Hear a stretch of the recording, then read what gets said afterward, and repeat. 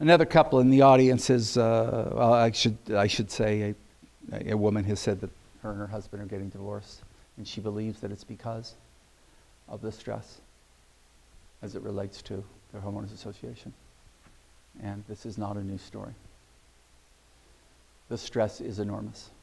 It is too much to take. And there's no place to go with the emotions, and so you start attacking each other. I believe, given an opportunity to research this, I would find that divorce rates in homeowners associations are higher than those that are not in homeowners associations. Of course, the problem from a scientific point of view is, can it be proven that it was the homeowners association that caused the divorce? I doubt it. But it's certainly one provocative statistical number that would come from it.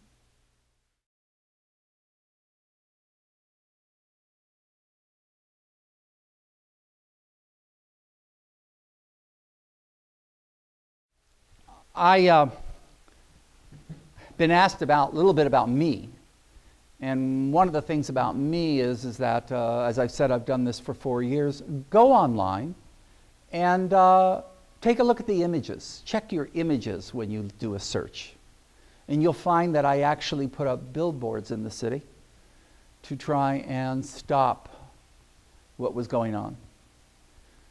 I invite you to do the same. All the material I have, the articles I've written, these lectures that I'm giving, they're available to you for free. I have no interest in you paying me or contributing any money to the cause. Because if you contribute something to me, there'll be a claim. You see, you're making money off this, Dr. Solomon. You're in on it too. I will not accept a dime. Nothing. Everything that you hear and see happening is funded by me. Take a look, see what you can do, get people together, and start working against it methodically.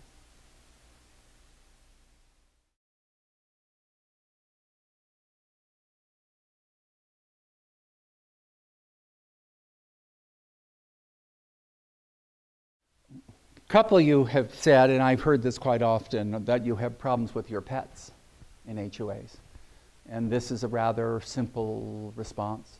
When you signed your homeowners association, you may not know this, but you said it was up to them to decide how many pets you could have, how big they could be, and the kind of pet they could be.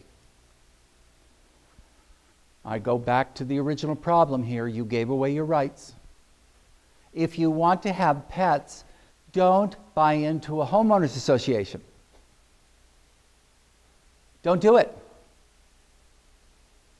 And if you want your pets, you're going to need to sell your property.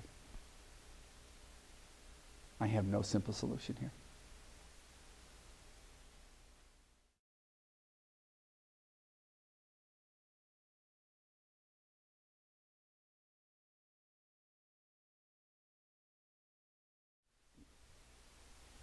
The question I got was regarding how does the homeowners association know about the equity in your property? And the answer is it's public record. Your record is available to everybody in the world. Simply go to the assessor's page. Look at the property ownership. Your deed, everything that you have signed relative, or should I say the primary signing document, is on record. And it says right there what you paid for the property. It says right there when you bought the property. It says if there's any other liens, you can find out if there's other liens. All you have to do is do the math. If you've owned it for 10 years and you bought it for $200,000, you now have 10 years worth of equity. You've got to compute the interest, but let's assume that a $200,000 loan is now down to $150,000. Could be overly optimistic depending on the interest rate. But that $200,000 purchase is now worth $400,000. What's your equity? $250,000. My recommendation, never have equity in your property. Always keep your property encumbered. And this is a mechanism that you can have done through a title office, any number of people, where the property stays encumbered, through a small business, through family, any number of possibilities. I warn you again, I'm not an attorney, I'm not supplying legal advice, but you can do it legally. Will they come back and say, or if they want to, oh no, this is a sham, if they want your house bad enough? Yes, they will. You know how they're going to do it. They're going to use your money to make the claim.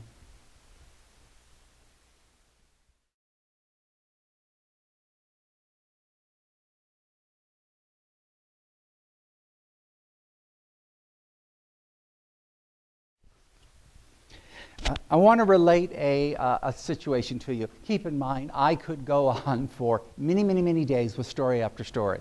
Part of the reason why I'm doing what I'm doing is that if we did it, there would literally be a 24-hour television channel 7 days a week that aired on HOA tales.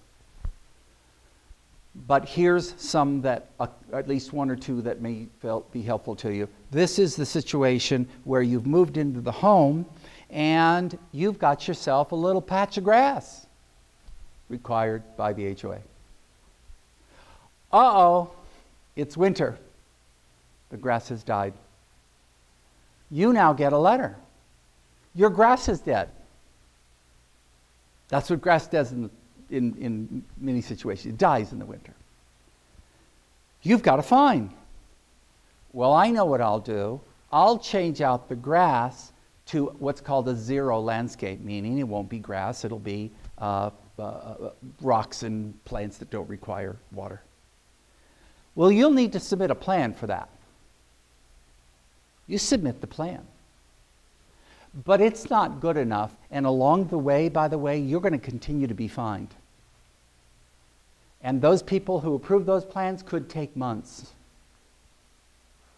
Oh, but wait a minute, your plan is finally approved. Yay! Stop. You see, your community has what's known as a master association. And that association is over your individual association. And that association, the master, has now disapproved the plans. And now you've got to go to the master and get approved. And you have to pay more fees for that. Solution: let the design and review committee get this stuff all approved in advance. Let the homeowner know exactly what they need to do so that there's no reason to make mistakes. Disclose. No. Because you see, if we disclose the information, then that means it's going to come back in our cash flow. Another example, many, if not most communities, have color restrictions. What you can paint, your trim in your house. So you want to paint your house. Well, what color can I paint it? Well, you'll have to submit a color. Well, don't you have examples? No. So now you submit the example and it's disapproved. Well, why was it disapproved? It's not the right color. What is the right color? I'm sorry, you'll have to submit your color. There was an old movie called Brazil. Another movie called Catch-22. But at the end, it is the insanity. But this one's driven out of money. This one says, if we don't give you solutions, we're going to make more money. If we give you solutions, we're going to cut down on our cash flow. By example, it's like driving down a street with no speed limit signs. Take your best guess. Is it 25? Is it 50? 55. How about 60? And the police officer pulls you over and say, I'm sorry, you're in a 45-mile-an-hour zone. You say, how would I have known that? And the police officer says, you should have known. And in fact, whether you know this or not, when you go into arbitration, the primary argument is that you knew or should have known. Don't buy a home in a homeowners association. you don't have any control. It's a setup. It is, in my opinion, a scam.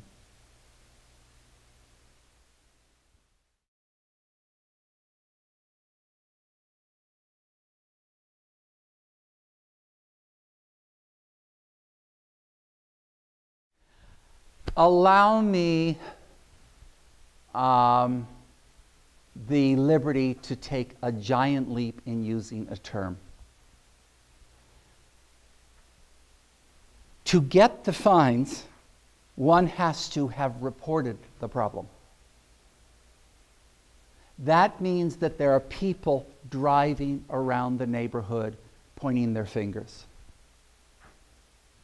This meets the definition of espionage.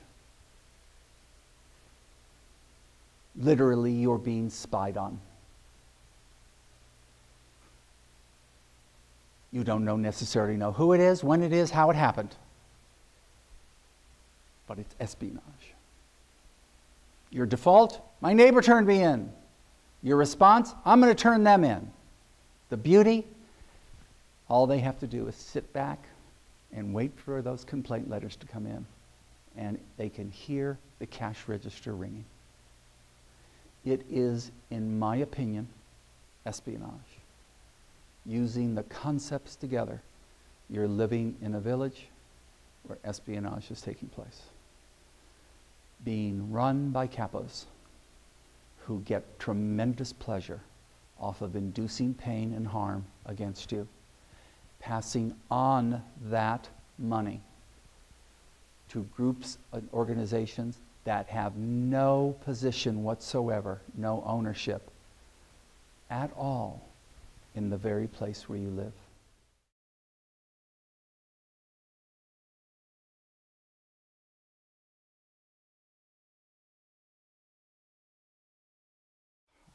Well, if you've gotten to this point, congratulations. If you've listened to all of them, this is my closing lecture, at least for now. And I want to thank you for listening. I understand that you may not agree with everything I've said. If you've agreed with some of it, okay. If I've stimulated thought, this is good. If I've irritated those of you who are making money in these agencies, this is good. And shame on you for your disgusting and despicable behavior. Shame on you for what you're doing to your fellow human beings. Shame on you for what you're doing to these families.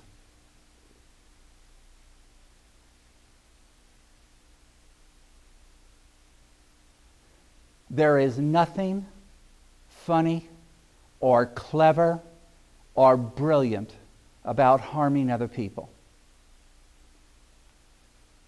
And I am saddened and disturbed that those of you out there that are doing this have lost control over your own existence, such that the only thing that matters is you and your money. Shame on you.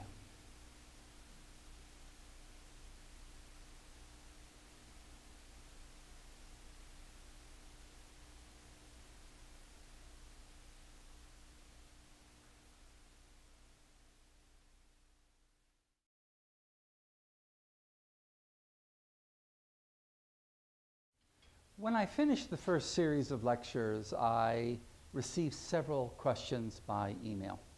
And I'm going to do the best I can at this time to answer those questions. Some of it is going to be a little repetitive, but my goal is to answer all your questions.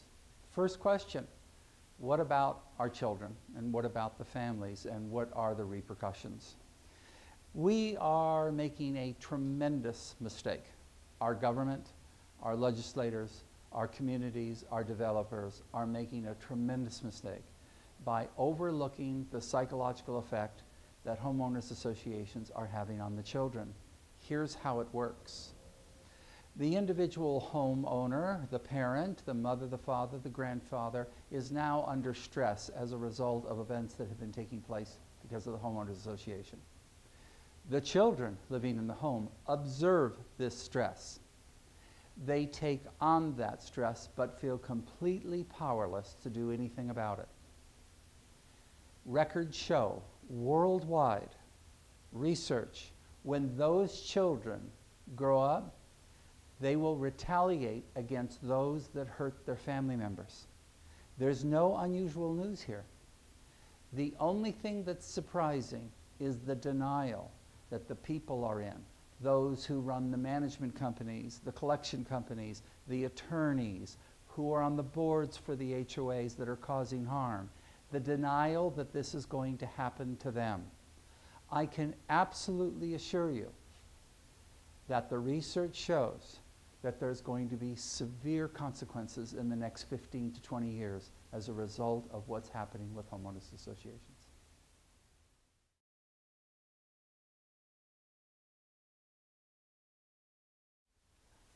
One of you asked the question, what's this all about financially, and where's this going? And so I'm going to introduce to you a word that may not be familiar to you. It's called derivative. Now, you may remember the word derivative from the 2008-2009 collapse within the market. What happened? Mortgages were sold and resold and resold, and by the time they were resold again, they weren't called mortgages anymore. They were investment packages that didn't look anything like mortgages. Ultimately, those derivatives that you invested in, or people invested in, and had no idea what they were invested in fact, collapsed. This is a similar thing that is now taking place with homeowners associations. You see, your little association, that little nonprofit group that you have, that's being managed by a profit-making management company, that's being handled by a collection company and an attorney, well, those groups are now being combined and they're being sold to investment companies.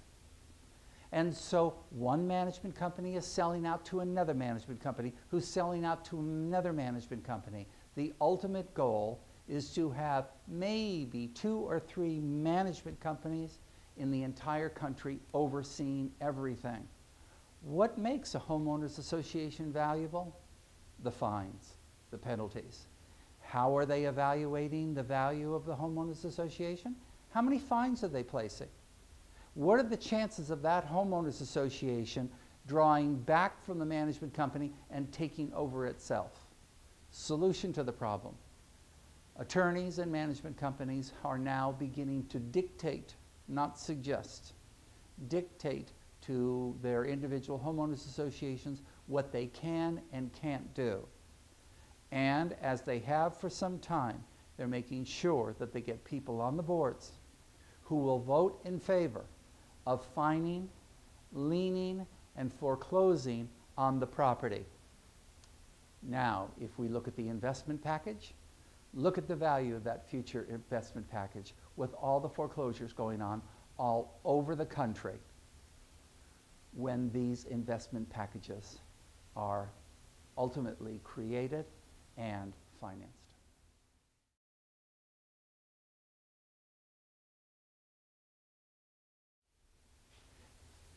It can be somewhat confusing to you or to people in general about who we are as people that do this. And so I want to introduce a new word to you. You may have heard it but not have known what it means. The word is zeitgeist. The word means intellectual, moral, and cultural values in a given era. We've had zeitgeist, and we can go back in time, we can look at any era, and we can evaluate it in terms of zeitgeist. Well, homeowners associations are our zeitgeist. This is what we're doing to each other. This is what's happening.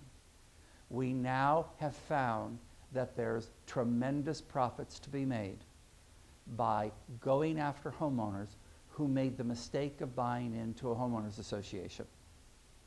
Though you had no idea of what this culture was going to be, what the intellectual value was going to be, what the moral was going to be, this is what happened. And as long as there are people out there, and there will always be people out there, that have no morals, no ethics, and no values, they're going to do whatever they want to you.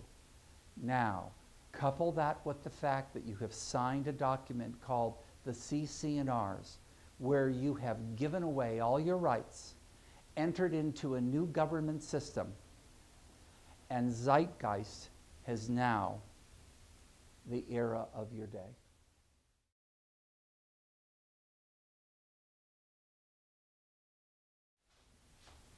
What I'm about to talk to you about is going to seem rather fantastic, unbelievable, and you're going to at this point say, if you haven't said it before, Doc, you're crazy. Well, let me tell you what's coming. You see, the Homeowners Association right now charges you a particular fee per month, your dues, your assessments, which you send in to your management company. Now, on top of that, there are the additional fines for the weed and the garage and the bike on your and the basketball hoop and your cars on the drive. You've got those, and you're starting to get used to that, aren't you? You're angry about it, you're frustrated about it. Well, what's coming makes that look like nothing, because here's what's going to happen. You see, the division you live in is a private corporation, nonprofit. Therefore, because of that, they get to do, that is, your HOA, under the advisement of attorneys, management companies, and collection companies, are going to look for new revenue streams. Let me sidestep for a moment and say, if you want to raise, you need to work harder, you need to stay with the company longer, but you need to continue to produce what you're doing. What if you had a free rein to produce any income that you wanted, like you were a car salesman or a real estate salesman? All right, well, here's where we're going. Number one, toll roads. Roads into homeowners associations are now going to be turned into toll roads. You're paid to live in your home. You come and go as you please, but now a picture is going to be taken every time you come and go. And there's going to be a fee for that. Oh, it'll be a quarter, maybe a dime at the beginning. And you're going to be charged when you leave. A quarter, a dime. You got guests that want to come and visit you? It's a toll road. You're going to have to pay for that. And at the end of the month, those charges and fees are going to be put on to your assessments. But wait, it gets better. You see, you get mail delivery into your association. The mail slots are on the property where you claim to own it. For that mail truck to get into the division, there's going to be a charge. And ultimately, that mail delivery is going to be subcontracted to another contractor who will take it as a handoff and then pass it and deliver it to you. What a wonderful boom to the U.S. mail. What an incredible income to the new industry called the sub-mail delivery service.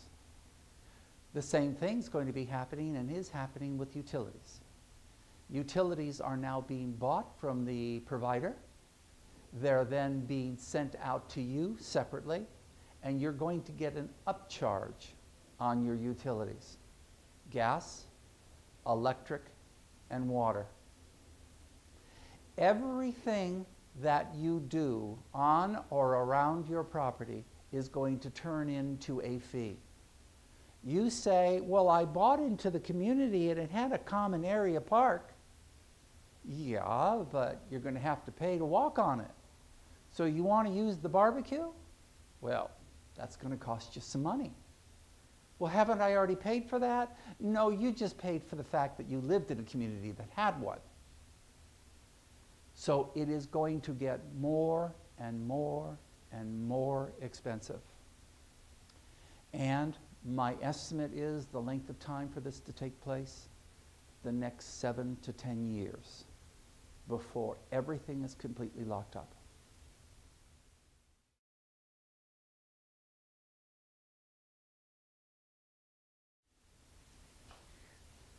Today is April 14th, and just within the last 2 weeks, there have been more murders in homeowners associations. There have been more murders in schools. There have been more shootings. Here is what's remarkable. If there is a shooting in another place, a movie theater, a school, a street, it can make national news. But I have personally gotten on the phone and attempted to report a shooting, a death in a homeowners association, and local news is not interested because it's not a local problem. Now, one questions what's that about? Why is that not a local problem? My concern, if we don't start acknowledging the amount of violence that's occurring in homeowners associations, it is going to get so out of hand that it's going to happen on a regular basis until it gets big enough for the federal government to step in.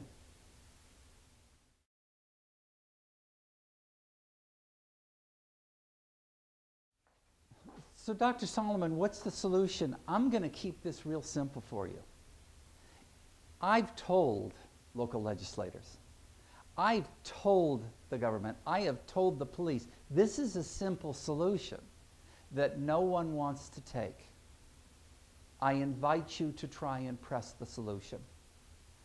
Give equal access to legal support for those who own homes in homeowners associations.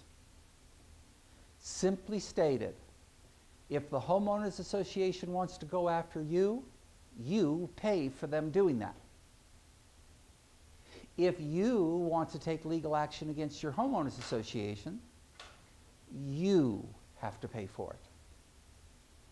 My request is, my demand is that if a homeowner wants to stand up for their rights and feels like they're being abused, they should have access to the funds that are part of the homeowners association so that they can hire the attorney of their choice. The problem, if such a thing were allowed, the profit picture of homeowners association management companies, collection companies, and attorneys would go off the face of the earth. Therefore, they have a tremendous incentive to make sure that this will never happen.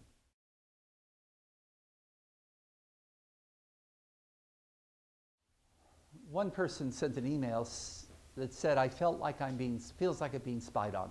Every time I leave my home, I can't leave my home in peace. I feel like people are looking at me, grading me, watching me, making judgments about me. You're not at all wrong. There are people in the community who are retired or they have nothing else to do, and this has become a way of life for them. And so they sit in their cars or they drive down the streets and they take notes and they call the management company and they say, send these people a letter. I want them fined. This gives them a tremendous amount of power. The entertainment is free and they get a tremendous amount of pleasure from harming you. The spies that are taking place are real. And I'm going to predict something that you'll say, oh, again, Doc, you're going over the top. The commercialization of drones is now available. You can buy a drone. If the HOA decides, or you decide, that you want your community monitored by a drone or drones, those drones are now going to be flying over your property, front and back, and in the windows. All of that footage is then going to be downloaded and it will be turned into fines. Any sense of privacy that you think that you have or that you thought you had will be gone. Currently, the size of drones are now down to the size of a hummingbird. And when those are able to be disguised so that you can't tell what they are, none of your life will be your own.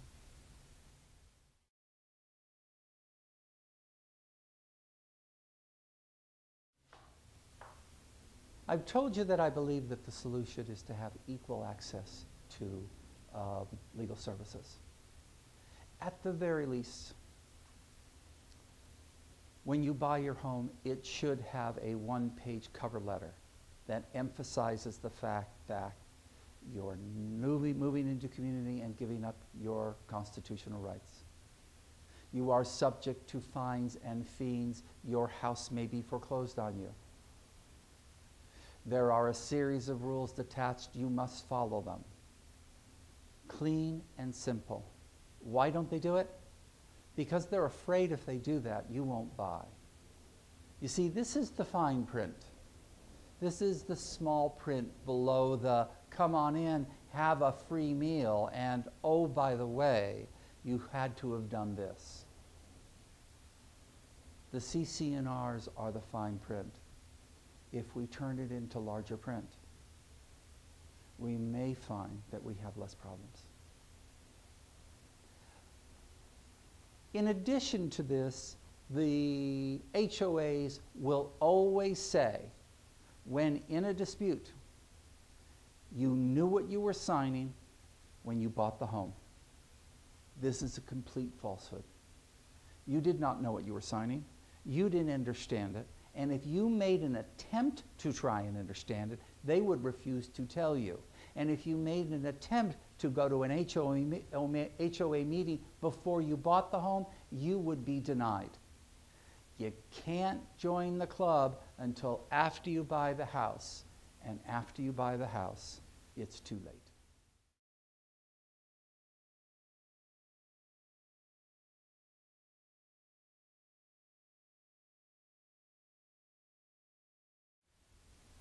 Let me give you a basic concept that is proven to be true worldwide. Where there is equality between groups, there is less violence. When there's financial equality between groups, there is less violence. That is to say, equality equals decreased violence. And the opposite is true. Create inequality and you increase the violence. What might we expect in homeowners associations? Continue to bridge, continue to create a larger gap, and violence is predictable.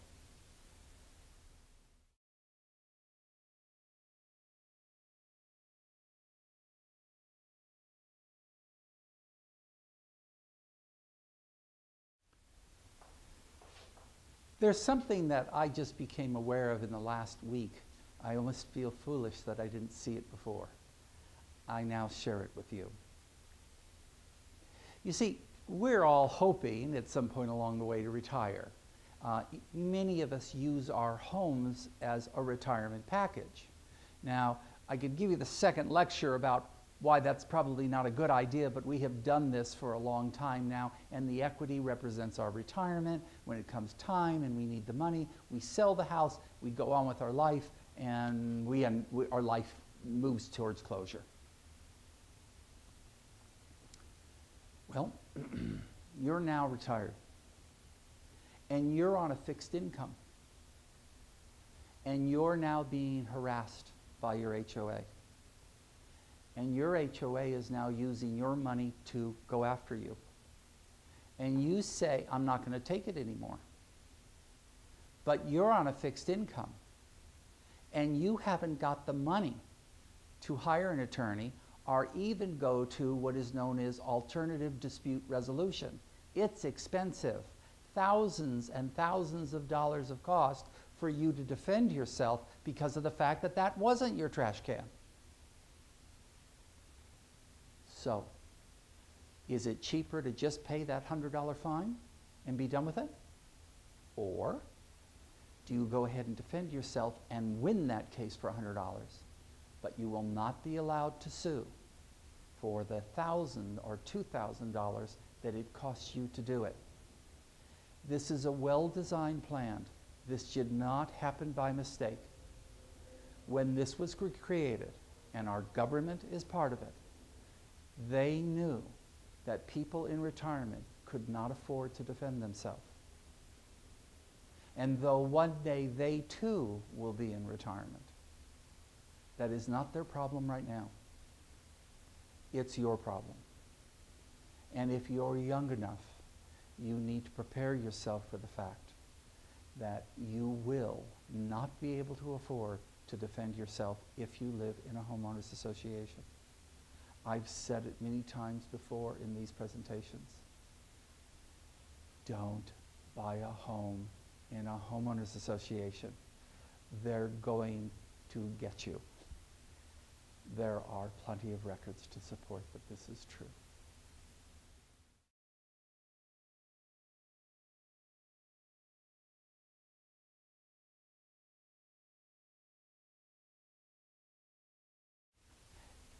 Here is one of the remarkable things that I have been aware of as I've studied this for the last 4 years.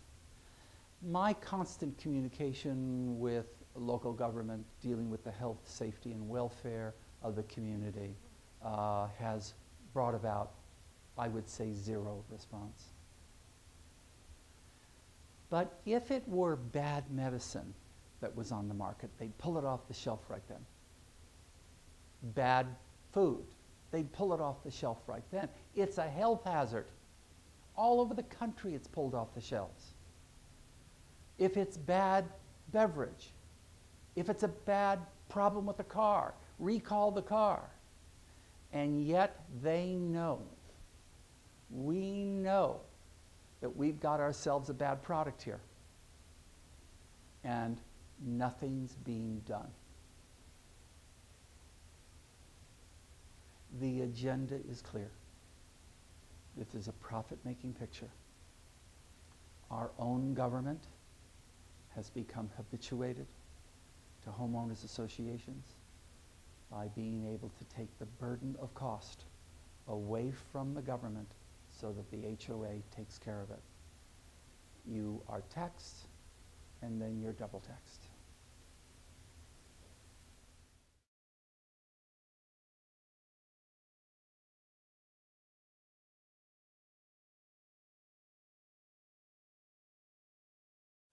I suppose this one goes out to the state of Nevada because I deal with a lot of people in Nevada. The state of Nevada, legislators, government people, you have the opportunity to set the standard for the rest of the country to put a stop to this. You have an opportunity to stand in and say, we're not doing this to our neighbors anymore. And if you do it, others may follow. It could be something simple. How about when a fine is placed, the fine is then donated to a nonprofit charity dealing with the homeless or dealing with battered spouses or children, or so that the money doesn't go into the pockets of the management company and the collection company. How about if we put a stop to foreclosing on property and create a vehicle so that the homeowners within the community can support those who might be foreclosed on?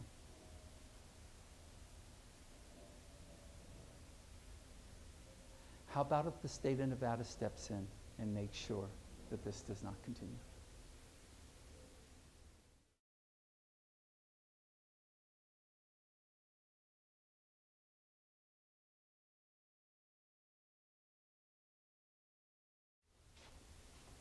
Something you may not be aware of that is moving its way through out the country is the creation of banks and credit companies to finance homes in homeowners associations. Now, currently, if you go to a particular homeowners association, depends on where you are, they'll recommend a bank. But very shortly, you won't have a choice. It's going to be a requirement that if you live in a homeowners association, you bank with a particular bank called the HOA Bank of America, the HOA Credit Union. And as that happens, all of your funds and all of your personal information, including family members, Social Security numbers, will all be accessible to your HOA.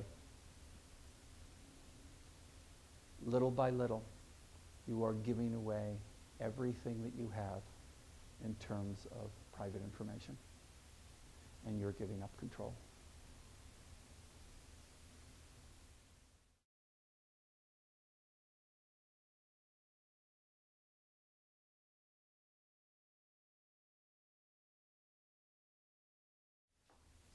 Someone has asked me, what can I do now? Am I completely powerless to the point where I can't do anything? And the answer is, there are things that you can do. Get together with your neighbors. Find those people who want to do something about this. Place a recall petition in the neighborhood requiring for a new vote. Get people on the board who don't want to do this to the neighborhood. And in fact, whether or not you know this, there is nothing that says that you have to have a management company to oversee you. Take the $30,000, the $40,000, the $25,000, the $50,000 that you're paying the management company to fine you, to go ahead and make arrangements with the collection company, to drive up and down the neighborhood and improve your neighborhood. Take the $30,000, hire someone to work 5 days a week to go around the neighborhood and pull a weed.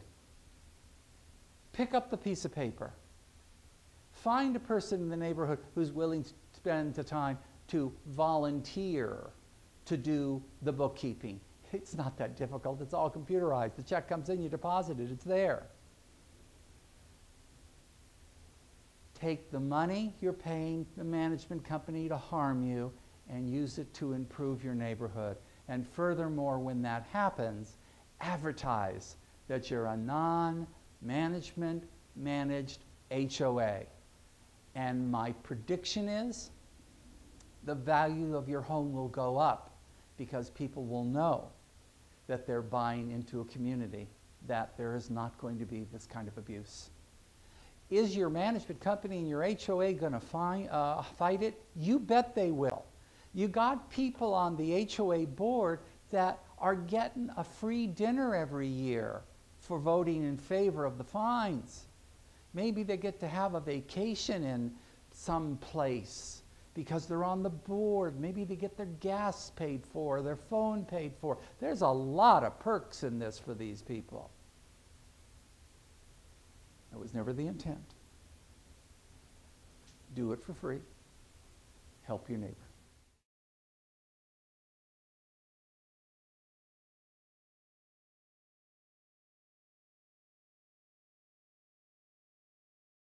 This represents the last lecture in the series that I've done. I think it's over 100 now, and I hope that it's been helpful to you. There's going to be additional components to this that are going to show what it's like to read a collection sheet, charge sheet, and what the collection companies and attorneys are doing to up the charges on your fees for your home. I will upload this for you in the time to come. I will also tell you that it is my intent that in the next 6 months to a year, I'll be inviting other people to place their thoughts and ideas up on this site. Currently, I wanted to keep it so that you had an opportunity to learn as much as you can.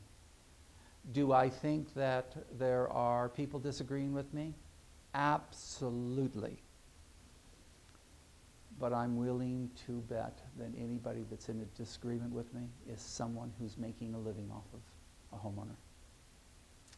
They are not a homeowner. saying, oh, I love it this way, and this is the way I want to spend my life and my money. So for right now, I wish you all well. And again, for those of you who are involved in what I believe to be a nationwide scam, absolute shame on you.